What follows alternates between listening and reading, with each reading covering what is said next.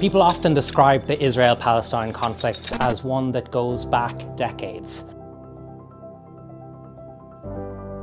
But the truth is that it has ancient origins.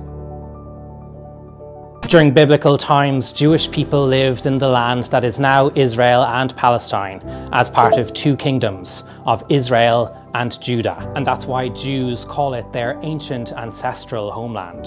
But over the next 1,000 years, Jews were expelled and exiled from the region in a number of conquests and conflicts, including by the Roman Empire. Jews then settled across the world, and many of them came to Europe. Fast forward thousands of years to 1896, Theodor Herzl, a Jewish journalist and political activist, published Der Judenstaat. It envisioned the creation of an independent Jewish state in Palestine, hoping that it would put an end to centuries of persecution and anti-Semitism. The problem, however, was that Palestine was already inhabited and part of the Ottoman Empire.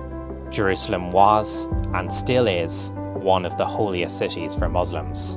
The situation changed during the First World War. The British Army occupied the Arab territories, and the states of Turkey, Lebanon, Syria, Iraq, Transjordan, and Palestine were created. In what is now known as the Balfour Declaration, the British government promised Jews that it would help facilitate the creation of a Jewish state in Palestine, a land where 90% of the population were Arab. In the ensuing decades, thousands of Jews moved to Palestine, buying up vast quantities of land.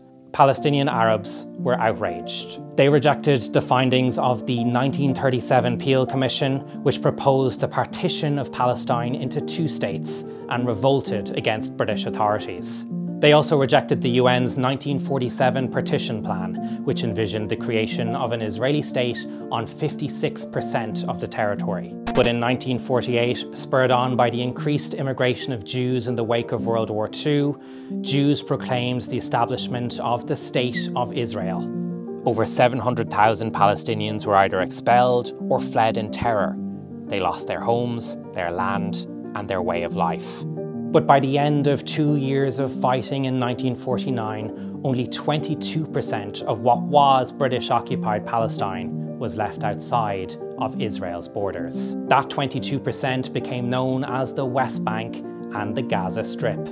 Those internationally recognized borders stayed fixed until the Six-Day War in 1967, when Israeli forces captured and occupied Gaza and the West Bank. And that is exactly why it is referred to as the occupied West Bank. And it's why many countries, including Ireland, call for a return to the pre-1967 borders. Despite those calls, Israel has conducted military raids and expanded Jewish settlements in the West Bank, particularly in areas that are considered biblically significant. That has gotten a lot worse under Israel's current far-right and ultra-nationalist government. Israeli raids on the Al-Aqsa Mosque in Jerusalem, the third holiest site in Islam, have also inflamed tensions. And though many Palestinians now accept the idea of two states, the so-called two-state solution, there's no longer any agreement about what that would mean. Since 2005, 2 million Palestinians in Gaza have faced horrendous living conditions, thanks to an Israeli land, air, and sea blockade. But Hamas, the Islamic fundamentalist militant group that controls the Gaza Strip, does not recognize Israel's right to exist, and instead believes that all Jews should be driven out of the region.